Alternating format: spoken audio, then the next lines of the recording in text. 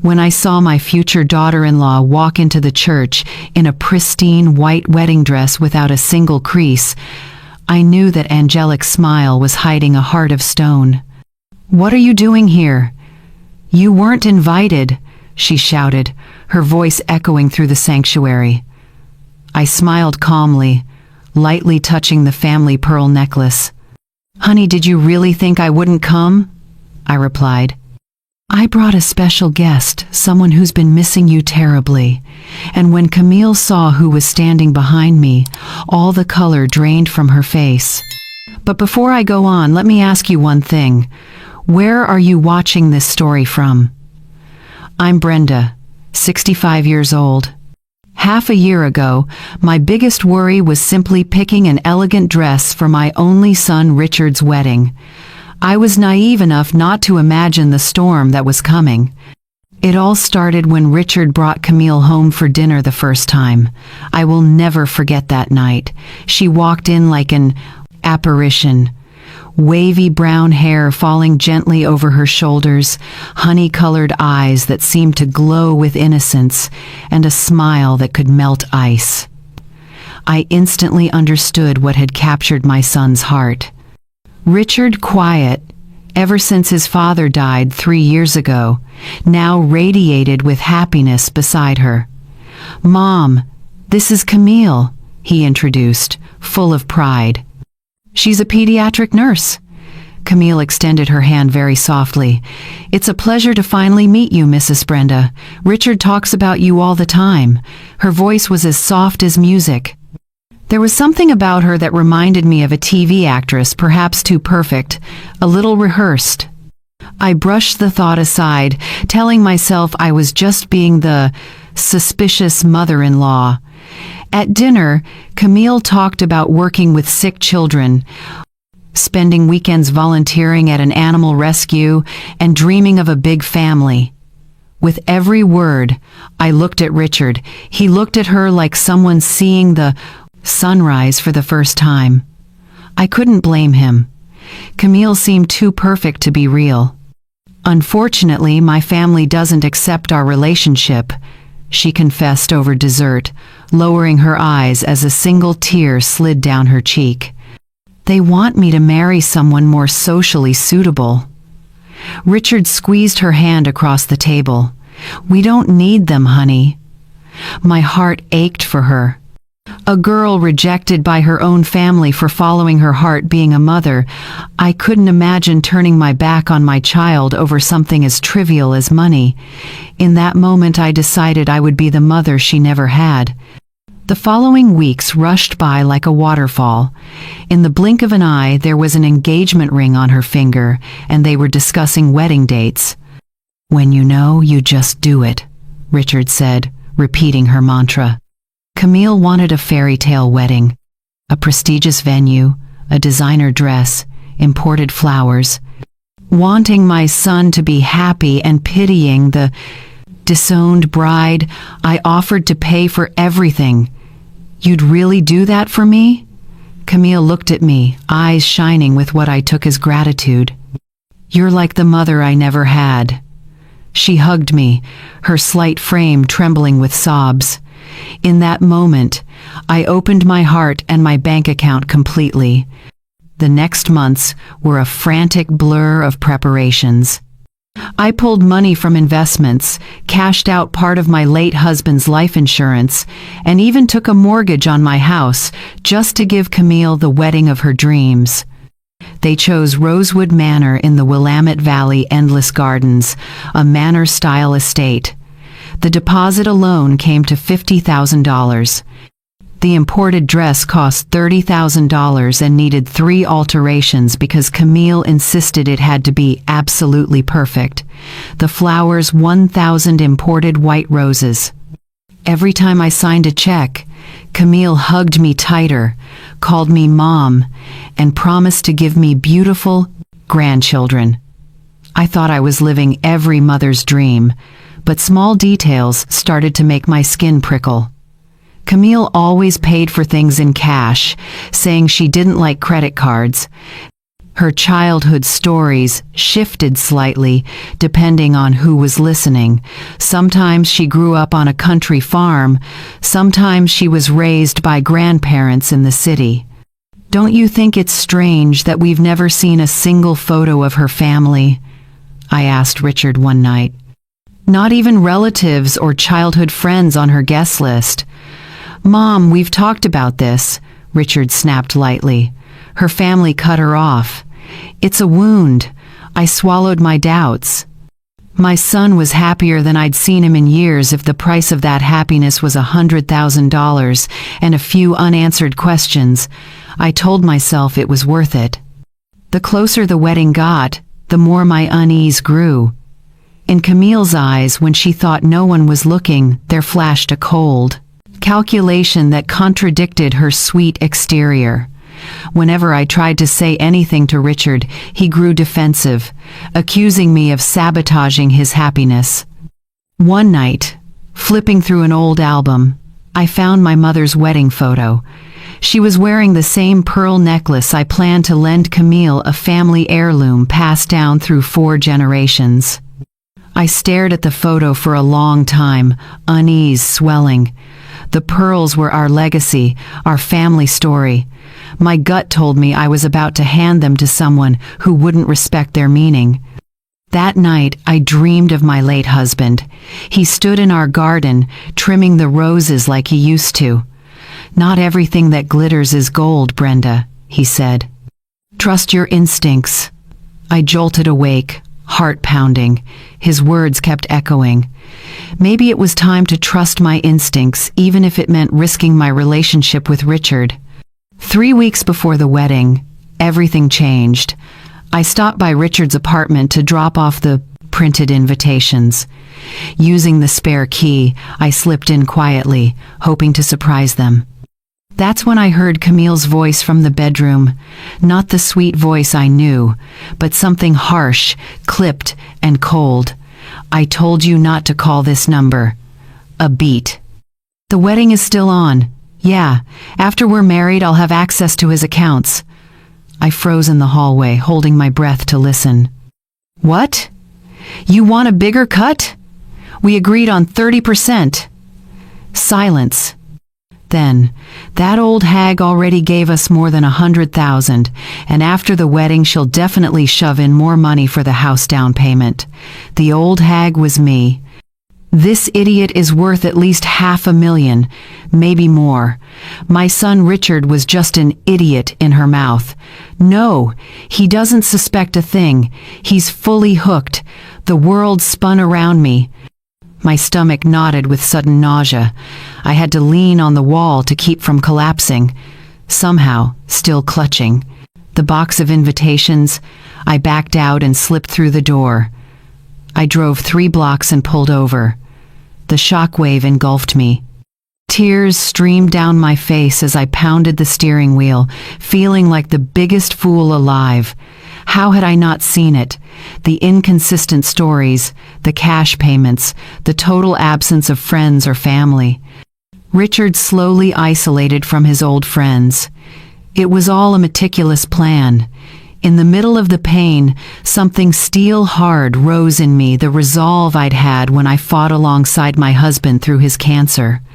If Camille thought she could crush my son and strip us of our money, she'd picked the wrong family. That night, I dried my tears and did something I never imagined. I opened my phone and typed, "Private investigator near me." It was time to find out exactly who was about to become my daughter-in-law. The next morning, I met Maurice Oliver at a small cafe in downtown Portland. The place was nearly empty, perfect for a discreet conversation. Maurice, a retired cop turned private investigator, was around 60, with short, graying hair and sharp eyes that seemed to see right through people. He wore a simple blazer and carried a worn leather briefcase. After I laid everything out, he took a sip of black coffee. "What you're describing is a classic romance scam. These people are pros. They study their targets, learn what they want to hear, and become exactly that person. A chill ran down my spine. Hearing someone confirm my suspicions made everything terrifyingly real. "How long will it take?" I asked, sliding a hefty check across the table. Maurice gave a dark little smile and tucked it away. "For someone careless enough to use her real voice on the phone? Not long." The next days were torture. Every time Camille came by asking for another wedding expense, "Mrs. Brenda, could we add one more row of tables? Just 5,000. I had to smile like nothing had changed. Every hug, every "mom" from her lips now made my skin crawl. Worst of all was watching my son completely fooled, talking about the house they'd buy and the children they'd have. Every time I saw him happy over a future that was just a cruel illusion, my heart broke a little more. 2 weeks later, the phone rang. "Brenda, you'd better sit down," Maurice said, his voice heavy as lead. I was making tea and had to grip the counter to keep my knees from buckling. "Camille doesn't exist," he went on. "The woman your son is about to marry is actually named Vanessa Moore, 32 years old. She's been arrested twice in the past 5 years for fraud, convicted once. She works with partners, usually men, who help screen targets and sometimes pose as relatives to validate her stories." The kettle screamed shrill and distant, like from another world. I couldn't move to turn it off. Maurice kept talking, as if peeling off masks one by one right before my eyes. The man on the phone, Marcus Carter, was her most frequent accomplice. They'd been romantically involved until about 2 years ago, when Vanessa conned him out of $30,000 and disappeared. I finally managed to turn off the stove. My hands moved on autopilot while my mind reeled under the downpour of information. "How did you find all this?" I asked, my voice barely above a whisper. "Facial recognition plus old-school detective work," Maurice replied. "For the past 8 months, Vanessa's been using the Camille identity with fake documents and a fabricated employment history, including the pediatric nurse job. She occasionally volunteers at a free clinic, just enough to make the story sound credible if anyone checks lightly," he continued. I slumped into the kitchen chair, trying to process it all. "And worse, Brenda," Maurice lowered his voice. "She's pulled this before at least 3 times that I could track. She targets single men with good jobs, preferably those who have recently lost someone close, like a father or a wife, people who are emotionally vulnerable, just like Richard, your son, who is still mourning his father. She charms them, fast-tracks a lavish wedding paid for by the family, finds a way into the bank accounts, and a few months later disappears with whatever she can take." I closed my eyes, imagining what would have happened if I hadn't overheard that phone call. My son crushed both emotionally and financially. Our home gone, a lifetime of savings evaporated. "Maurice," I finally said, my voice steadier than I felt, "I need you to find Marcus Carter." There was a pause on the line. "Brenda, what are you planning?" "I think a man who has been hunting Vanessa for 2 years will be very eager to show up at her wedding." I could almost hear the surprise in Maurice's voice. "You want to bring him to the ceremony?"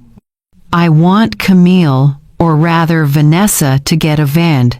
Exactly what she deserves," I replied. "You want me to find him, right?" "I already did," Maurice said crisply.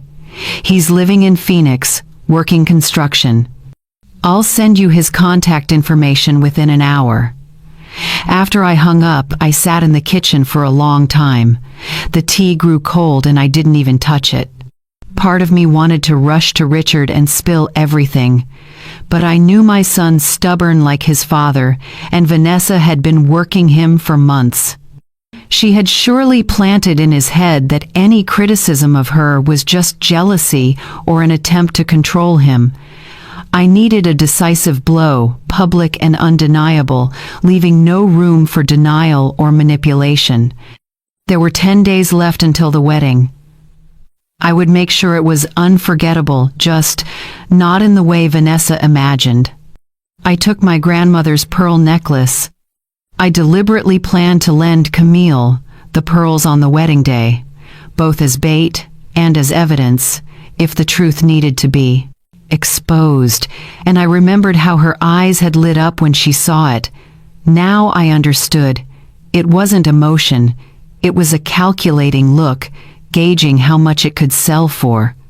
"You have no idea who you're messing with," I muttered to the strand, as if speaking to Vanessa. A cold calm washed over me as the plan began to take shape. That afternoon, my hands still slightly shaking, I dialed the number Maurice had sent. 3 rings and then a rough, wary male voice. "Marcus Carter speaking." I took a deep breath. "Mr. Carter, this is Brenda Sanders. I believe you know my son's bride-to-be, only you know her as Vanessa, not Camille." The silence stretched so long I thought the call had dropped. I could hear construction noise in the background, hammers, distant voices shouting orders. "Where is she?" His voice changed tense, urgent. "She's marrying my son in 10 days, I said, keeping my tone even. "She's already conned us out of more than $100,000, and she's just getting started. I think we can help each other." Another long pause. I could almost feel his suspicion through the phone. "Ma'am, I don't know what game you're playing," he began. "No game, Mr. Carter. I heard her talking to you on the phone. She called my son an idiot worth at least $500,000. You heard her talking to me?" His breath hitched. "Yes, that's me. We had a business arrangement until she pulled a fast one. So you understand where I'm coming from," he said slowly. "What exactly are you proposing?" I laid out the plan. Marcus would show up at the perfect moment during the wedding, expose Vanessa in front of all the guests, including my son. A public humiliation, impossible to refute. "You want me to ruin the wedding?" There was a hint of admiration in his voice. "I want you to expose her in front of the people she's been lying to in front of my son, so he knows the truth. Before she destroys his life." Marcus was silent for a few minutes. When he spoke again, his voice was steel.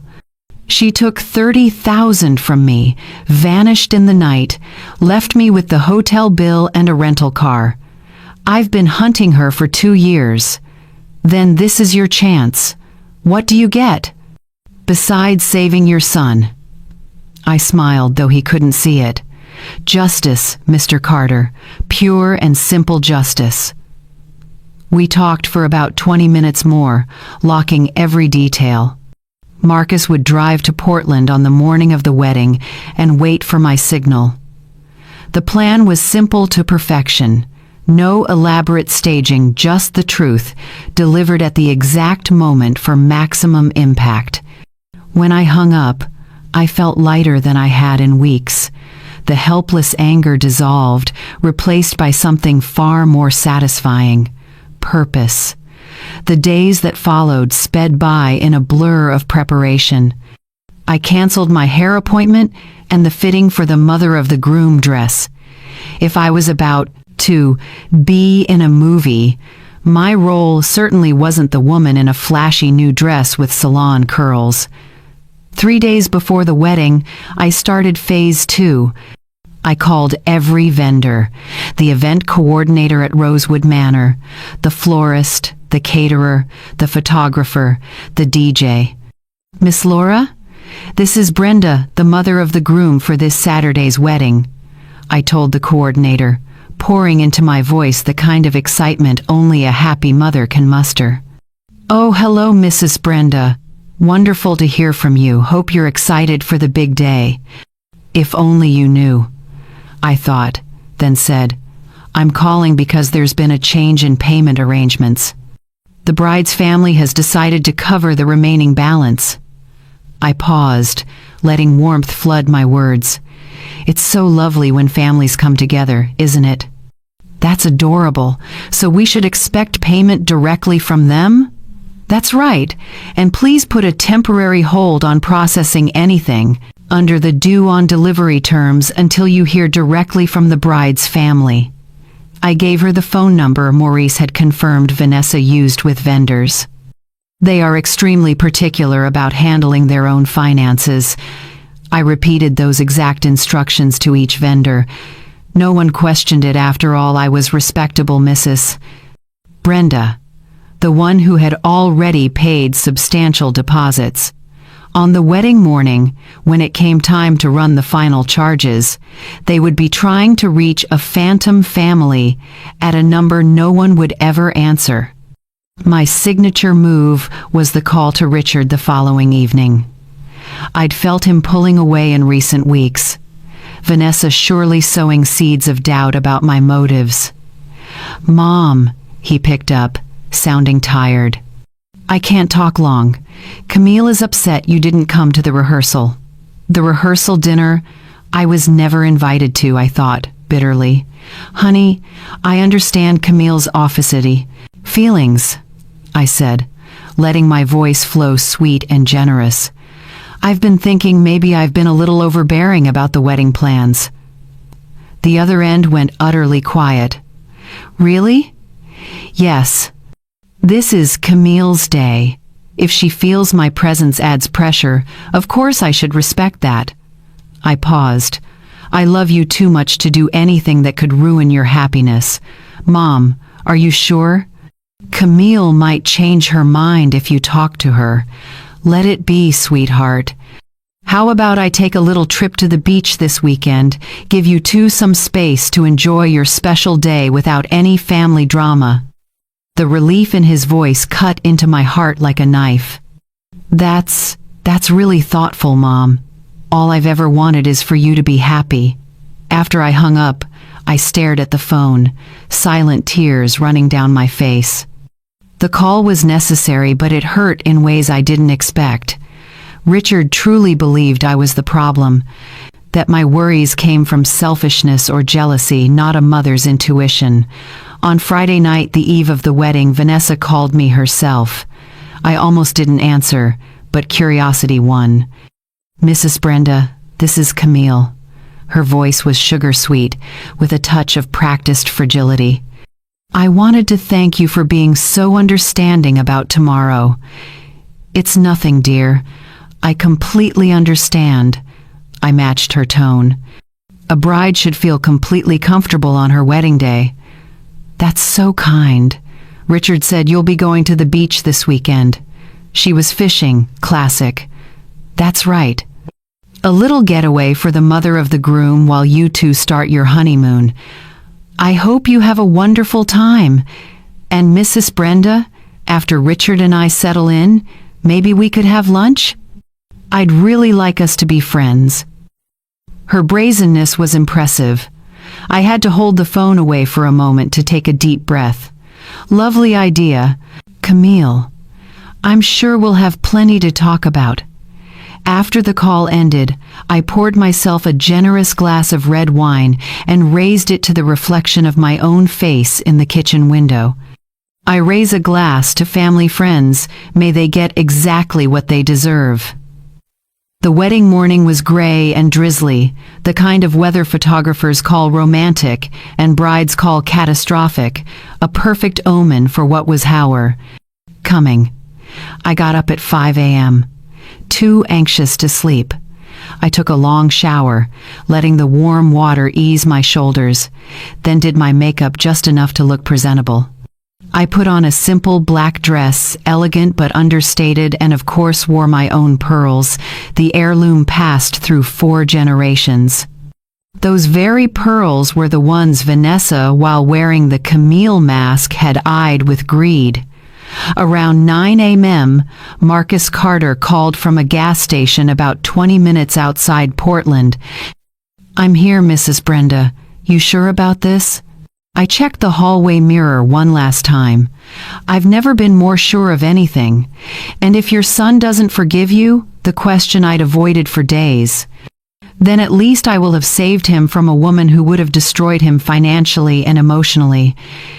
Sometimes love means playing the villain in someone else's story until they're ready to see the truth. Man, you're tougher than you look. I almost smiled. Mr. Carter, I raised a son alone, buried a husband, and survived 65 years in this country. I'm tougher than I look. The wedding was scheduled for 2 o'clock in the afternoon, with the reception immediately afterward in the grand hall at Rosewood Manor. I had timed everything. Marcus would arrive at the venue at 1:30 and sit in his car waiting for my signal.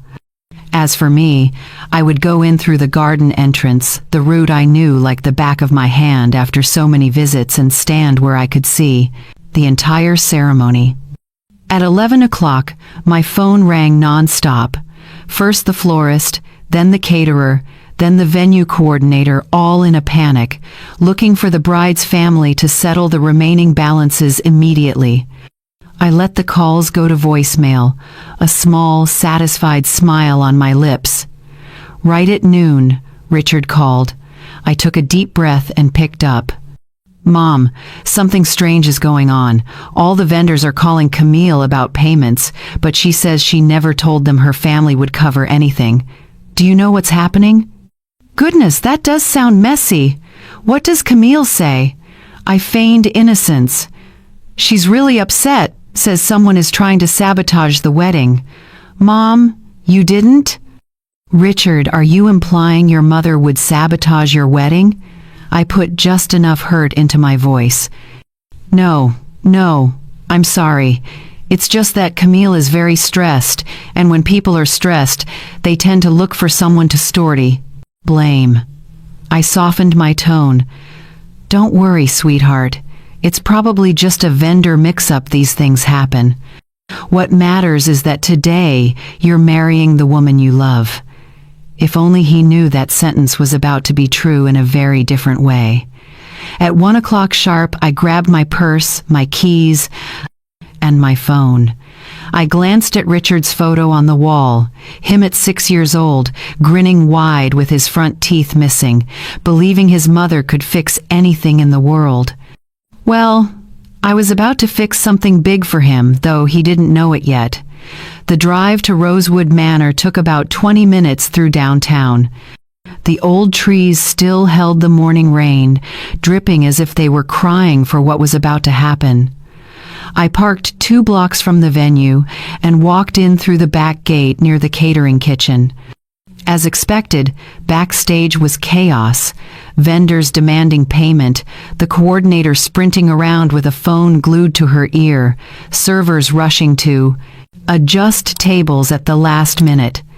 No one paid attention to one more woman in a black dress slipping quietly through the service entrance. I wove through the corridors to the chapel. The decorations were breathtaking. 1,000 white roses forming arches along the aisle.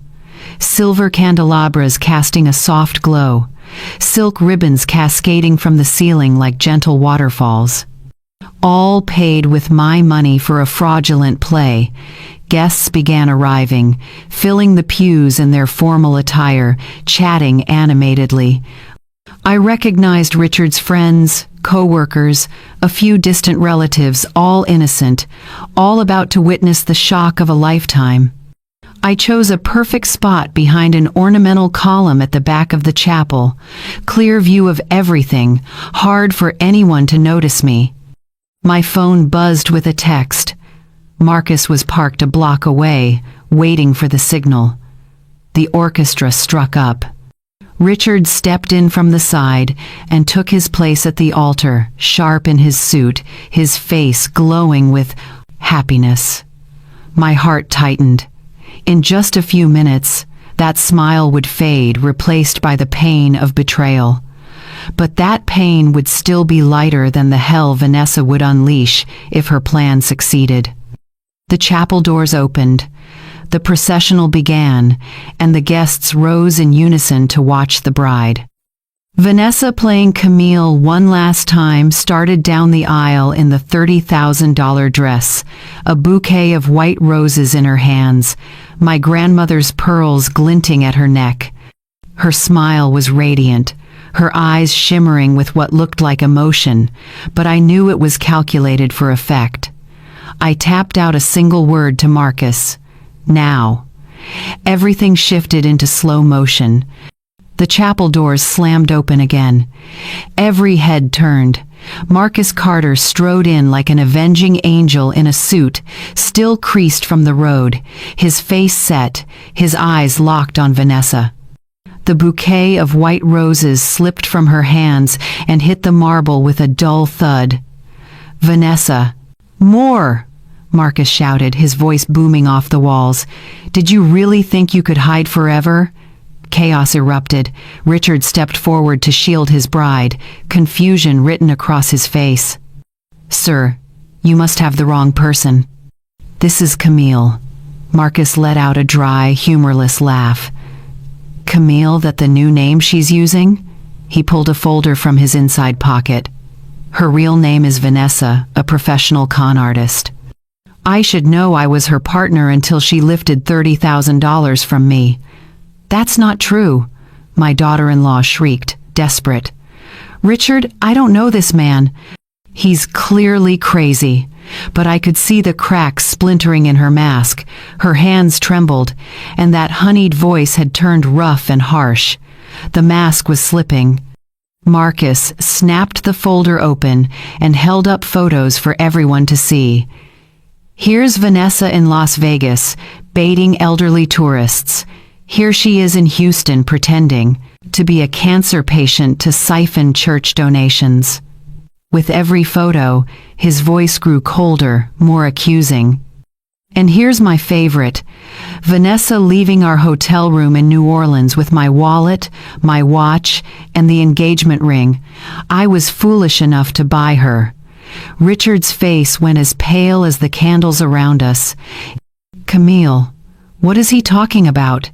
He's lying." Her voice cracked. "Richard, you know me. We're about to get married." "I love you." "Love?" Marcus roared. "Do you even know what love is? Want to hear what she really thinks of your precious Richard?" He raised his phone. "I have recordings from when we worked together. Want to hear what she called you? A mama's boy idiot." A wave of murmurs swelled and rippled through the chapel. From behind the column, I watched my son's world fall apart in real time. Even prepared as I was, my heart still ached for him. But Vanessa wasn't finished. She was too practiced to let go easily. Even if some of that is true," she forced her voice back into its familiar sweetness, "people can change. I'm not that person anymore. Richard believes in second chances, don't you, honey?" A masterstroke of manipulation playing on Richard's basic decency, forcing him to choose between believing in redemption or accepting that the woman he loved was a complete fabrication. Unfortunately for Vanessa, I had given Marcus one more bullet. "Second chances, huh?" Marcus sneered.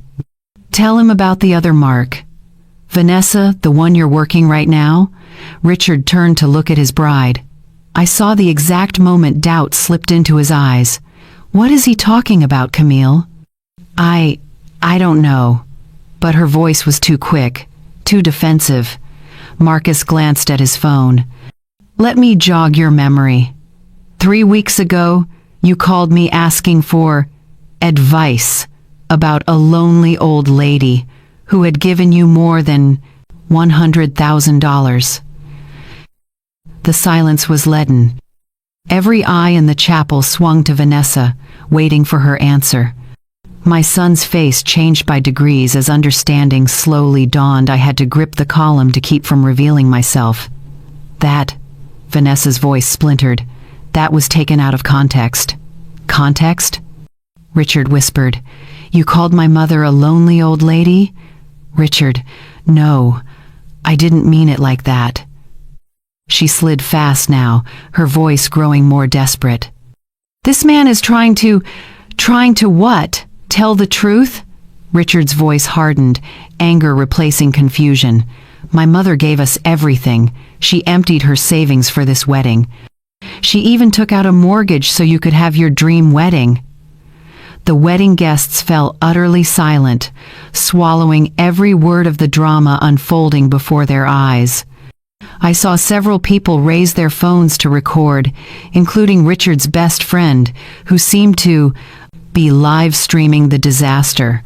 Marcus wasn't done. 2 years of pent-up fury, and now he had a captive audience.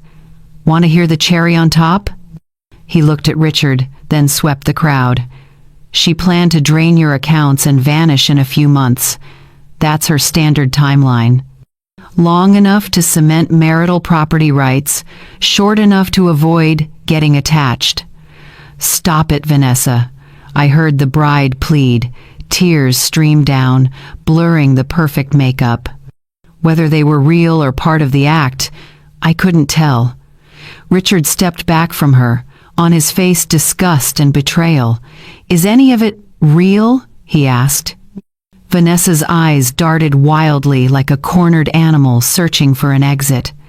The chapel doors were blocked by curious guests pressing closer. The altar offered no sanctuary. Finally, her gaze swept the room and drilled into me through the packed space. Our eyes locked for a second that felt endless. I watched recognition bloom across her face, followed by a blazing, incandescent hatred. She knew exactly who had orchestrated this moment. "You," she breathed, pointing straight at me. "You set this all up." Dozens of heads turned to follow her accusing finger. And suddenly I was in the spotlight, though I had planned to stay hidden until the very end. Richard's eyes widened when he saw me. "Mom, what are you doing here? You said you were going to the beach."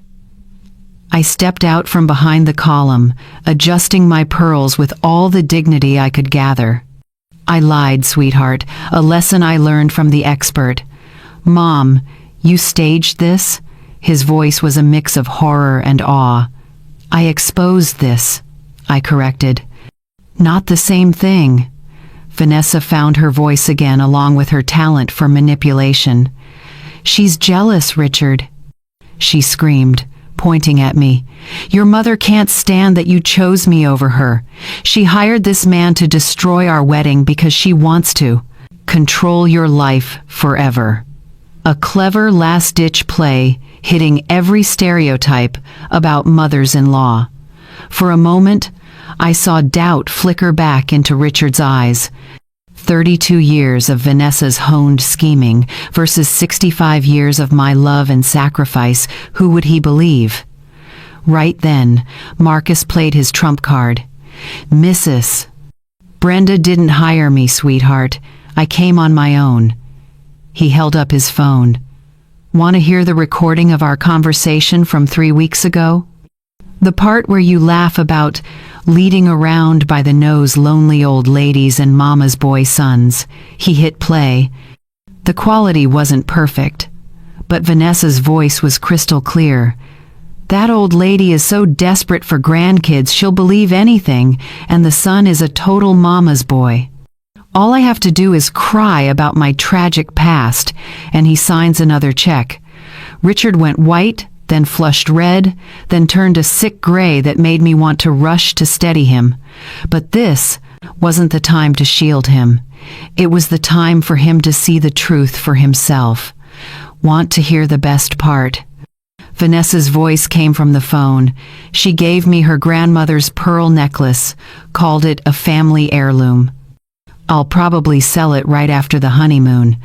By reflex, Richard's eyes dropped to Vanessa's neck, where my grandmother's pearls were glinting against her pale skin. A treasure worn by 4 generations of women in my family, a symbol of love and continuity. Vanessa's hands flew to her throat, covering the necklace as if she could hide the evidence.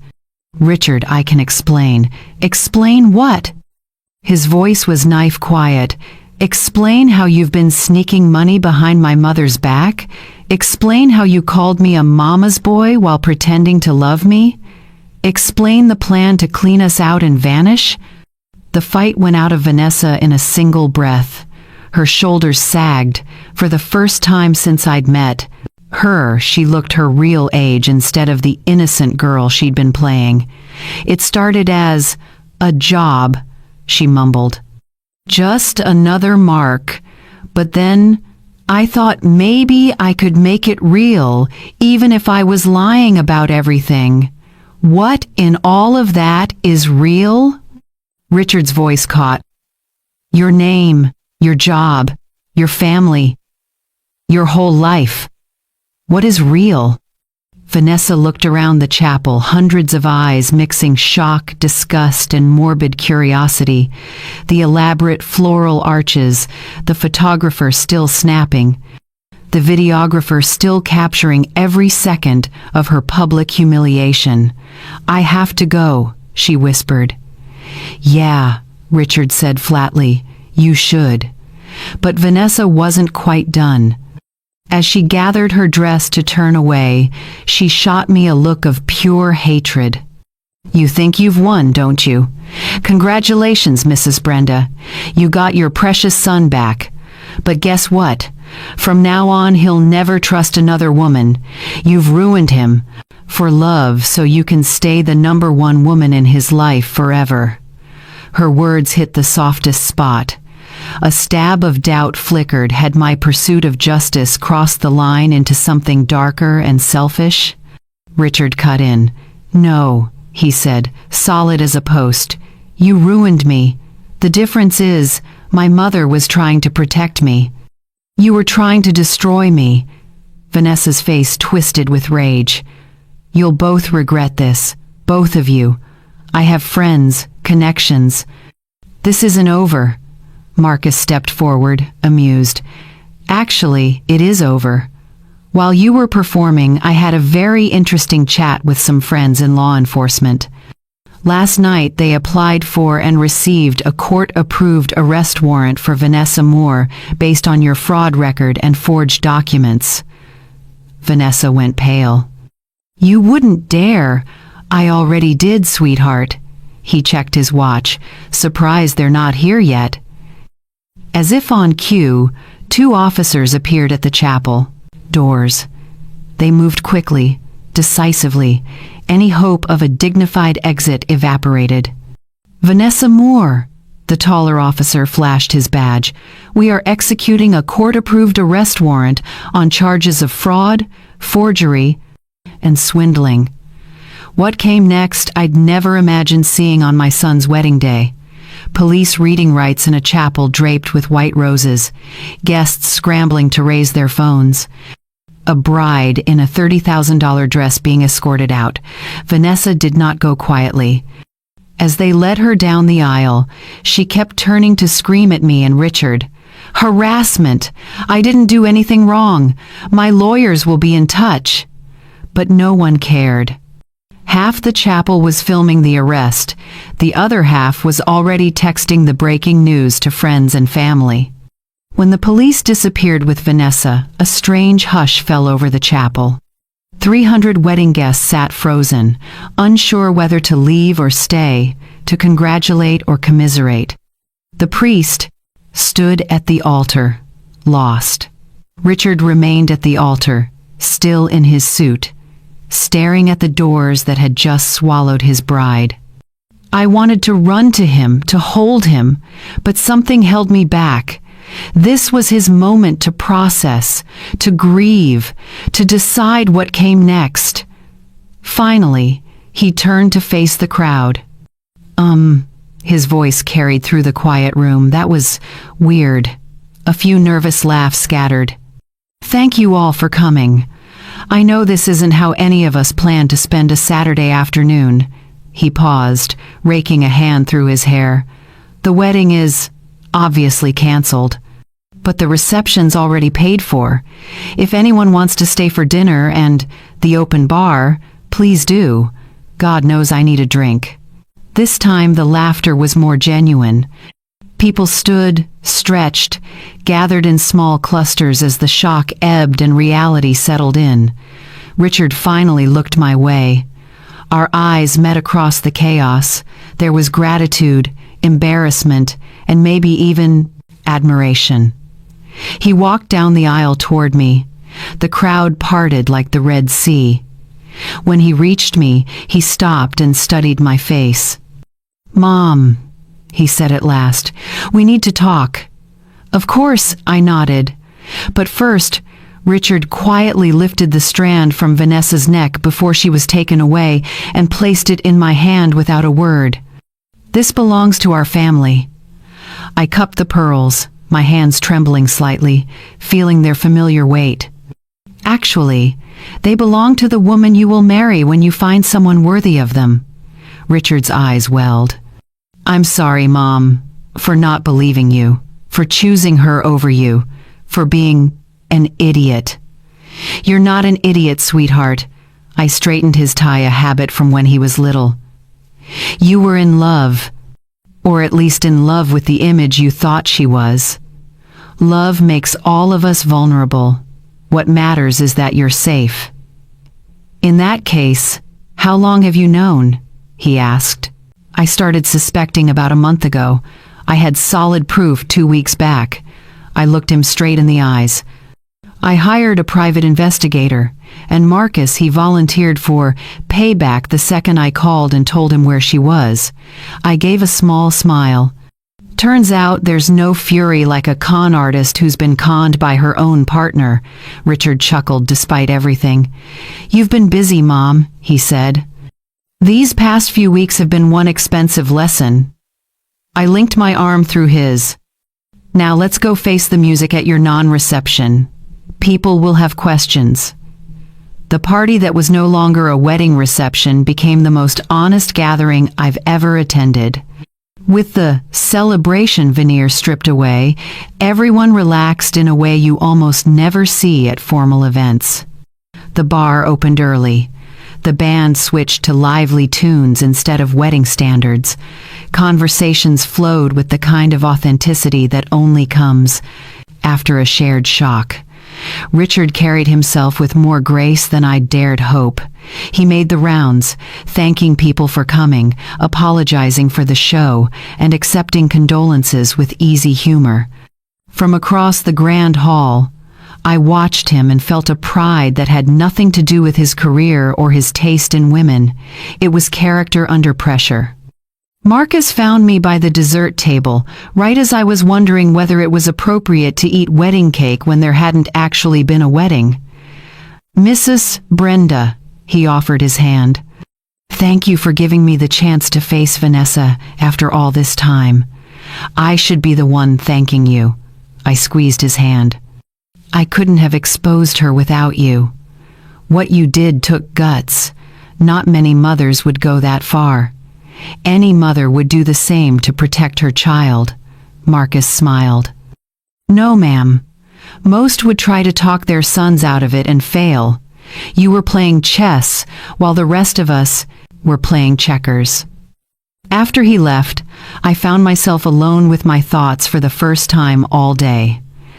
The adrenaline ebbed, replaced by exhaustion and maybe a little sadness. Yes, I'd saved Richard from a terrible marriage and potential financial ruin, but I had also shattered his faith in love, at least for now. "You did the right thing." Richard appeared beside me and handed me a glass of champagne. "You look like you're second-guessing." I accepted the glass, grateful. "I'm just wondering if there was a gentler way." "You mean sit me down and tell me my bride was a con artist?" We both know how well I would have taken that. He had a point. "You would have thought I was jealous and controlling. I would have accused you of exactly what Vanessa said, that you wanted to keep me dependent forever." Richard took a sip of his champagne. "You know what really changed my mind? Not Marcus showing up, not even the recording.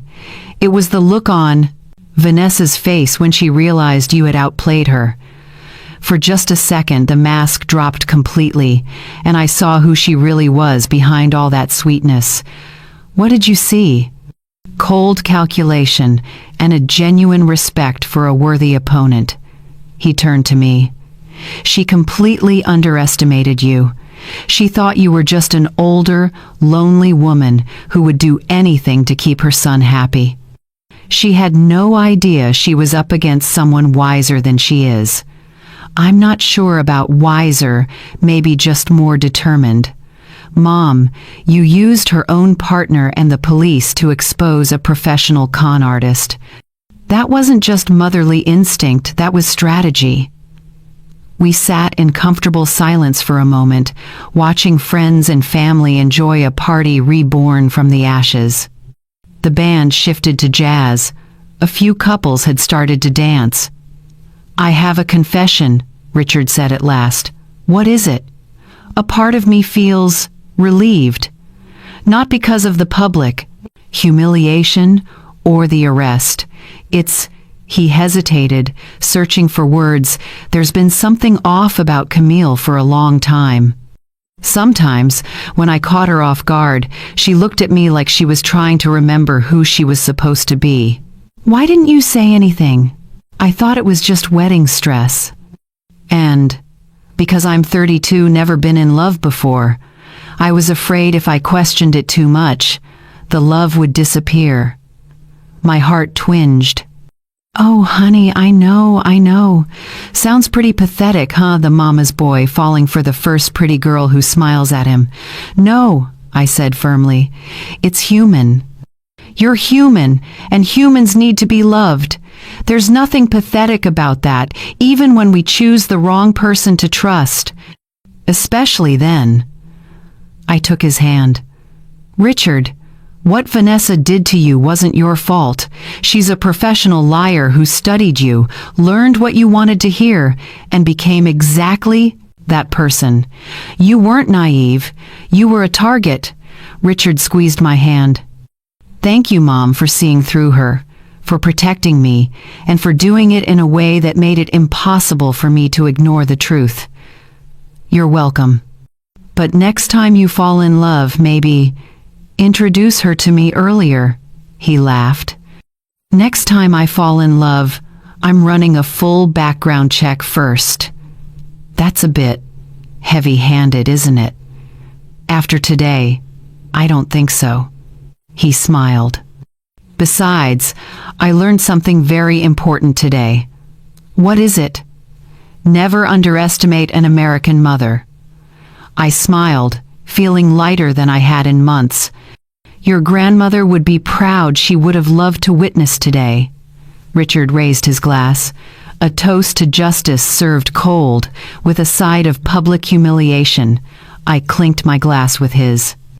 "A toast to family and to knowing when to fight for the people you love." As the two of us touched glasses, I realized, despite everything, the lies, the betrayal, and the public spectacle, I was exactly where I belonged, beside my son, who was safe, free, and finally seeing clearly again. Sometimes, the best weddings are the ones that never happen. If you like this story, please watch the next one full of twists and betrayals you may never have seen before. To conclude Brenda's story, perhaps what lingers isn't just a canceled wedding, but the boundary lines of love within a family, loving deeply enough to protect, clear-headed enough to say no, and brave enough to be the villain in someone's eyes until the truth speaks for itself. Justice isn't always loud. It's the moment a mother trusts her intuition, guards her family's dignity, and gives her child the chance to see who truly deserves to walk beside them. And it's a lesson for all of us. Kindness should be paired with wisdom. Forgiveness should be paired with limits. Love isn't blind, it's the courage to defend what's right. What do you think about the line between protection and control in close relationships? If you were in Brenda's place, what would you do differently? Share your perspective and your story so we can learn to love better and stronger together. If you want to keep journeying with us, don't miss the next stories. A place where this community reflects analyzes, and gathers small lessons for the big journey called family. I'd really appreciate your support. Please subscribe and leave a comment. May God bless you.